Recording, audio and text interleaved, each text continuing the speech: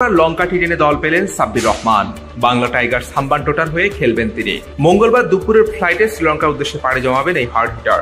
সাব্বির নিজে BD quick টাইমে বিষয়টি নিশ্চিত করেছেন। তার সঙ্গে একই দলে খেলার কথা ছিল সৌম্য সরকারেরও।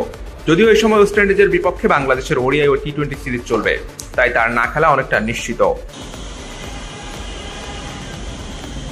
রাজশাহীর হয়ে টি20 এনসিএল খেলতে সিলেটে আসার কথা ছিল সাব্বিরের, কিন্তু ফ্লাইট ঘুরে গেছে। এখন যাচ্ছেন শ্রীলঙ্কায়। প্রথমবারের মতো আয়োজিত লঙ্কা টি10 খেলবেন তিনি।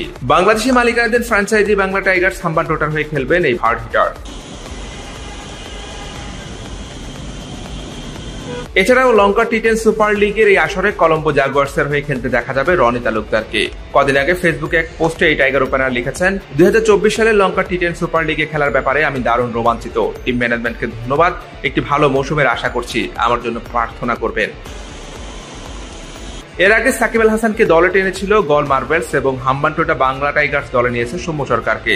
সাকিব এই টুর্নামেন্টে খেলবেন এটা নিশ্চিত, তবে সৌম্যর খেলা প্রায় অনিশ্চিত, কারণ এই সময় জাতীয় দলের ডিউটিতে ব্যস্ত থাকবেন সরকার। নইলে জাতীয় দলের ফর ফ্র্যাঞ্চাইজি টুর্নামেন্টেও সতীর্থ হতেন সৌম্য সাব্বির। সাব্বির বাংলাদেশ ক্রিকেট দলে জার্সি জড়িয়ে সবশেষ টি20 ম্যাচ খেলেছিলেন 2022 সালে। অথচ 2014 সালে আন্তর্জাতিক ক্রিকেটের সংক্ষিপ্ত সংস্করণে অভিষেকের পর বাংলাদেশের ক্রীড়াপ্রেমীরা ভেবেছিল টি20 ফরম্যাটের যোগ্য একজন মারকুটে ব্যাটার পেয়েছেন তারা। শুধু ব্যাটসম্যান নয়, দলের প্রয়োজনে করতে পারতেন লেগ ব্রেক স্পিন বোলিংও। একসময়কার এই টি20 স্পেশালিস্ট গত বিপিএলে কোনো দল পাননি, যা ছিল বিপিএলে অন্যতম এক বিস্ময়। দল পাবেন বা কি করে? মাঠের পারফরমেন্সে খুব একটা চমকপ্রদ নয়। সবশেষ 2023 সালে যে বিপিএলটি খেলেছিলেন সেখানে খুলনা টাইটান্সের হয়ে ব্যাট হাতে 5 ম্যাচে 7.50 গড়ে করেছিলেন 30 রান। স্ট্রাইক রেট ছিল গড়ে মাত্র 85.71। সেবার তিনি সর্বোচ্চ যে ইনিংস খেলেছিলেন তা ছিল অপরাজিত 11 রান।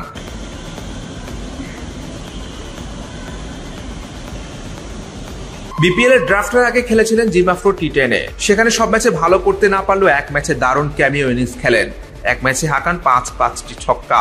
এরপর সবকিছু ছাপিয়ে এবার বিপিএল এর আসরে ঢাকার মালিকানা নিয়েছেন শাকিব খান। মালিকানা নিয়ে প্লেয়ার ড্রাফটে এবার তিনি ঢাকার দলে ফেরালেন সাব্বির রহমানকে। তাই বলা যায় নিজেকে প্রমাণ করার এটাই হয়তো শেষ সুযোগ সাব্বিরের। বিপিএল এর আগে টি10 খেলে নিজেকে আরেকটু ঝালিয়ে নেওয়ার সুযোগ পেয়েছেন সাব্বির। সেই সুযোগটা তিনি কতটা কাজে লাগাতে পারেন সেটাই এখন দেখার অপেক্ষা।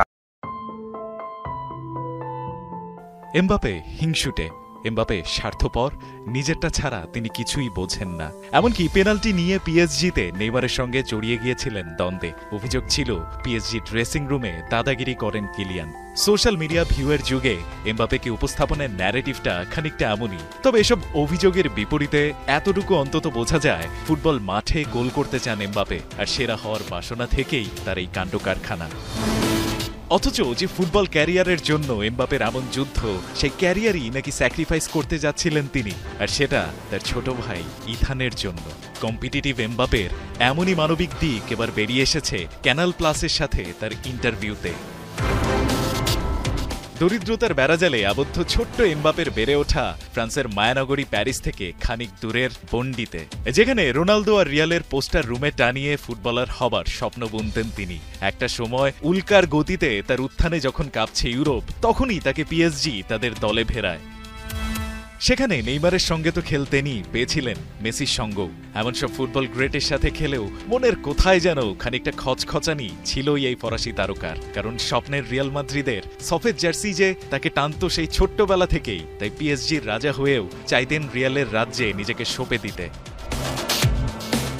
কিলিয়ানের রিয়ালকে নিয়ে যে স্বপ্ন, সেই একই স্বপ্ন বুকে লালন করতেন তার ছোট ভাই ইথান এমবাপেও। তবে পার্থক্যটা ছিল এতটুকুই, ইথানের স্বপ্নের ক্লাব পিএসজি। ফুটবলার হিসেবে এমবাপের মতো এতটা গিফটেড না হলেও স্বপ্ন তো স্বপ্নই। নিজের স্বপ্নের ক্লাব রিয়ালে তখনও পারিনা জমানো পিএসজির এমবাপে বুঝতে পেরেছিলেন ছোট ভাইয়ের মনের কথা, আর নিজের স্বপ্নকে তখনও ছুঁতে না পারার আক্ষেপ কিলিয়ানের চেয়ে ভালো কে জানত। তাই তো সিদ্ধান্ত নিয়ে ফেলেছিলেন দরকার পড়লে রিয়ালে খেলার স্বপ্ন জলাঞ্জলি দেবেন, পিএসজির সাথে বাড়াবেন চুক্তির মেয়াদ। নিজেরটা নাই হোক, ছোট ভাইয়ের স্বপ্ন তো অন্তত পূরণ হবে। তবে বড় ভাইয়ের এমন সংকল্পের কথা জানতে পেরে এমবাপের ছোট ভাই ইথান তাকে সাফ জানিয়ে দেন পিএসজি শেষ দিকে যে আচরণ তাদের সাথে করেছে, তারপর আর সেখানে থাকবার ইচ্ছে তার নেই। ভাগ্যিস ইথান এমনটা বলেছিল, নইলে রিয়ালের সফেদ জার্সির এমবাপের দেখা কি কখনো মিলত? ফুটবলার এমবাপে তার দুরন্ত ফুটবলীয় দক্ষতায় ইতিহাসের পাতায় কতখানি গ্রেট হবেন সে উত্তর দেবে সময়। তবে মাঠের বাইরের বড় ভাই হিসেবে এমবাপের পরিচয় অন্তত পরিষ্কার, সেখানে তিনি one of the greatest. FIFA the বেস্টের মনোনয়নে ছিলেন, তবে ফিফ্রো বর্ষসেরা একাদশে জায়গায় পেলেন না লিওনেল মেসি। 17 বছরে প্রথমবার ঘটল এমন ঘটনা। অবশ্য তার রাইভাল ক্রিশ্চিয়ানো রোনালদোরও নাম ছিল না বিশ্বসেরা এই একাদশে।